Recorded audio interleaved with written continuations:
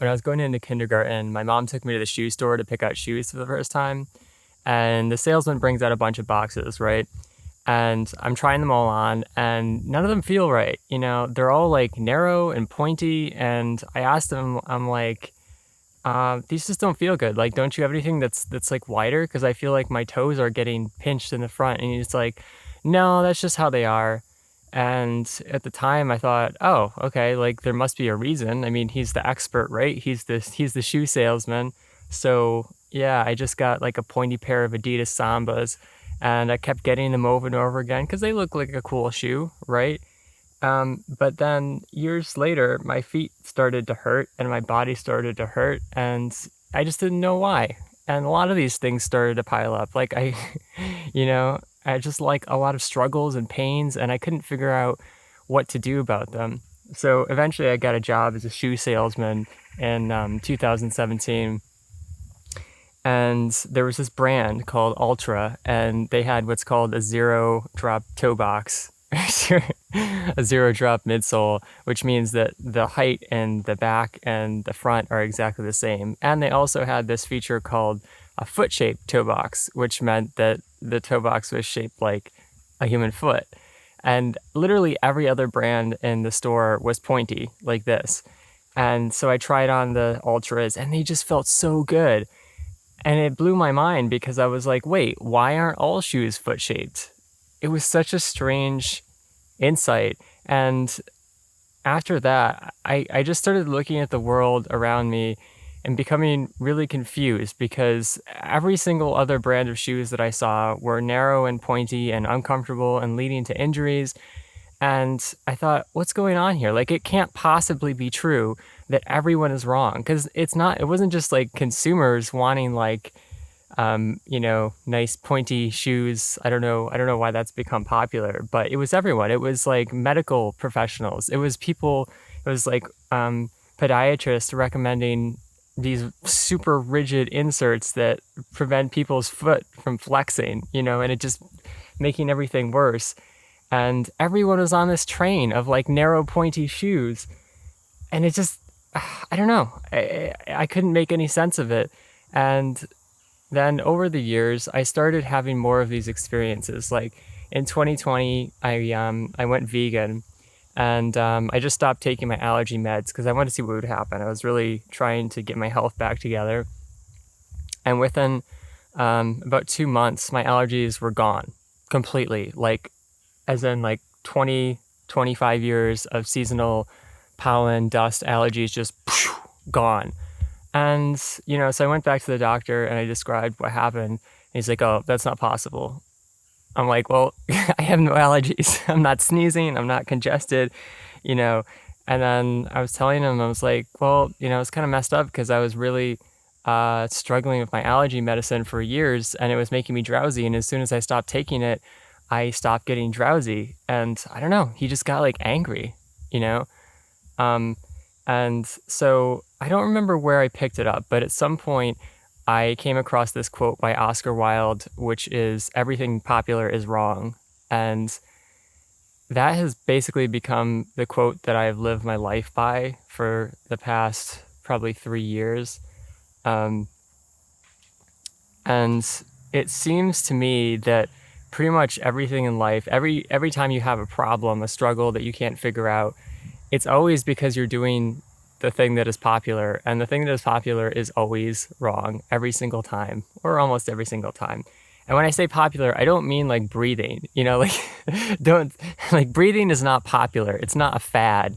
You know what I mean? Like, there is a functional, obvious reason for breathing. We need oxygen to survive. But I'm talking about trends. I'm talking about things where people are doing it because like some authority figure has told them that that's the thing to do. Like, no one had to tell you to breathe, right? You just did that naturally. Yeah, so I've just been looking at things in my life. Like, I looked at my iPhone and how addictive it was, and I got rid of it and I replaced it with a little e-ink light phone that's, about this big, has this screen that doesn't emit any light, and my phone addiction went away. Same thing with my iPad. My iPad is really addictive, so I replaced that with an e-ink tablet, and social media addiction went away. And then my iMac, I was having serious problems with insomnia from blue light and eye strain and all of that. So I replaced that with an EIC monitor, and my eye strain and burnout went away.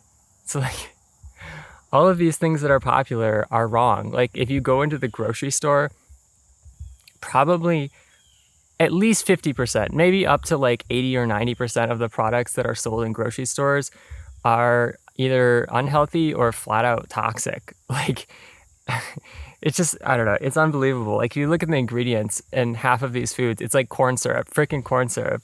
And if you do even the tiniest amount of research on corn syrup, you'll find that it is incredibly unhealthy. It has things like mercury, and it's super high glycemic load, so it's constantly spiking your blood sugar, and it's ultra hybridized, and yeah, but it's in like everything, you know? And then wheat is in everything. It's ultra hybridized. It's like sticking glue into your digestive system. It's inflammatory. Same thing with dairy. Like everyone loves dairy. Everyone loves cheese, including me. I love dairy and cheese for years. And I had pizza all the time with, again, with ultra hybridized wheat.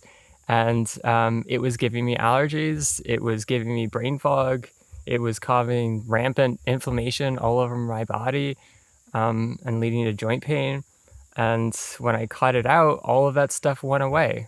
But again, another thing that's popular that everyone is doing that is causing havoc, but no one seems to be aware that, that it's happening. So after a few of these things, and I'll give you one more. Okay, this is the last example, but for years, I went to private practices for dentists. And as a kid, I would get lots of cavities, and it kind of made sense, right? Because I would eat all of this candy. Like another example, Halloween, something else that's popular that's wrong is Halloween. Like the candy that people give out is absolutely terrible, like for your blood sugar, it contains wheat and corn syrup, and oh my God, it's just a nightmare. It causes cavities. So anyways, yeah, I would go to the dentist for years, and I would always have cavities. And of course, it made sense because I ate a lot of candy and pop and all sorts of stuff that was bad for me. But when I went vegan in 2020, I basically switched to like a whole foods diet with bananas and carrots and, you know, everything else, no packaged food essentially. So there's no reason for me to have cavities. But I went to the dentist and they did the normal x-ray scans, and it was like I had a cavity, you know, over and over again. It's like it didn't make any sense. So I finally switched dentists to this like university associated practice where it was kind of like a nonprofit type of situation where they really didn't have any motivation to like do extra things that they didn't need to do. So I go in one time and I have a cavity like usual. And so the dentist tells me, oh, we're going to have to schedule a drilling for the cavity. I'm like, God damn it. You know, like I'm eating this super clean diet. There's just no way that I should be having cavities. And I was like, isn't there any other option? And he says to me, oh, well, you know, you can just wait 6 months and a lot of times the cavities will just go away all on their own. And I was like, what? He's like, yeah, most of the time they just go away, you know, if you're eating a healthy diet. And I'm like, so I wait 6 months and I come back and another x-ray scan, and sure enough, cavity gone, you know? And so for years, you know, this popular thing of like doctors drilling cavities, it was just total bullshit, you know? It was wrong. And so where this is all leading is I was looking at all of these things that I was experiencing, all of these experts that were wrong, the government being wrong, etc. And I thought, how is this possible that so many people are wrong? And when I examined things, the conclusion that I came to is this: it's money. It's always about money. Everything is about money. When you look at something that's broken, something that doesn't make sense, it's always because of money. And for example, like with shoes, people,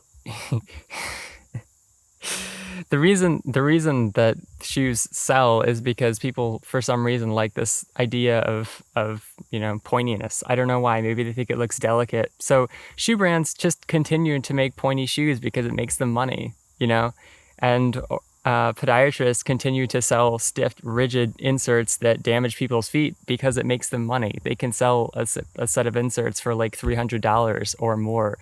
And if they actually told people the real answer to solving plantar fasciitis or any of these other issues was simply to walk barefoot and strengthen your feet and maybe take some magnesium because they're deficient and so their muscles can't stretch like they're supposed to, that would, earn them no money. And so they would be out of business. Podiatrists would be out of business within a year if they started telling people what the actual solution is. And it's the same thing with doctors. The pharmaceutical industry would collapse within a year if doctors started actually telling people the things that they need to do to be healthy. And to be fair, like, it is also hard to get people to do the things that they need to do because there is so much nonsense and fuckery going on with everything for years. So people just aren't used to like taking care of themselves and finding basic natural solutions instead of taking a pill. So like, let's be completely fair and straight with that. It's not always the fault of doctors or, whatever else, whatever other organization. But yeah, continually, I just find this is like almost the everything is popular quote. I almost find it as like a formula for life. Whenever I'm struggling, I just look at what I'm doing and then I try to imagine like what is the exact opposite of this thing that I'm doing. Like when I was eating packaged food that had a bunch of bad ingredients, well, the solution was to do the opposite, which was to eat whole foods that I just got from the produce section. And when I looked down at a giant bowl of cooked chickpeas and was thinking like, why do I keep crashing after I eat this? I thought, well, like maybe the opposite of like cooked dead food would be eating raw food. So I switched to raw veganism and I have never felt better. Like I have so much energy and vibrance and clarity of thought and memory that I can just sit. Like we're on 1327 of just sitting down in front of a camera and talking and talking and talking and having no problem coming up with ideas. And it is just so different from the state of mind that I was in even like 3 months ago. Every time I do like a popular is wrong flip, my life improves so much. And there are a lot of things that you have to find. I feel like adult life essentially is just finding all of the bullshit things that you learned as a kid growing up. Some of them you learn from your parents or from religious institutions or from the government or from your teachers, and a lot of them are wrong, And I wish that I had encountered this quote earlier in my life because, for example, I went to 2 really expensive colleges. I went for 2 years to Ithaca College, and then I went for 2 years to Syracuse University, and both of those are like a $40,000 tuition. And I got some help, obviously, but I think overall I ended up owing like $25,000 in student loans. And if I had just thought about that quote, everything popular is wrong, I could have just done something else. Like I could have started a YouTube channel and just learned everything online for free. Or I could have taken the money that I was going to use for college and invested it in a van, which I really want to do now, but it's like I spent so much money on college that it's going to take me a while. And I could have just audited courses, like instead of, if I was looking at my course curriculum and before I started school and I was like, you know what, this is bullshit because I don't even want to take half of these courses. Like they're not even relevant to me. Like I had to take, I don't know, like logic and astronomy, and they just weren't relevant. It's not that they're useless topics. It's just that I could see where I wanted to go in life. I basically wanted to be a content creator. I mean, I wanted to be a writer, and astronomy is just completely useless. There was another like world history course where we basically memorized like the position of South American countries, and it just wasn't information that was relevant, and I forgot all of it. Probably up to 50% of the courses that I took in college, I didn't learn a single thing in a sense that I forgot all of it, So if I rewind my life back to high school and I applied that everything is popular rule, I would have saved myself tens of thousands of dollars and years of my life that I wasted a lot on doing things that were popular but bullshit. So, yeah, I don't know. Think about that. What are you really struggling with right now? And if you're doing something that's popular, you should probably do the exact opposite of that.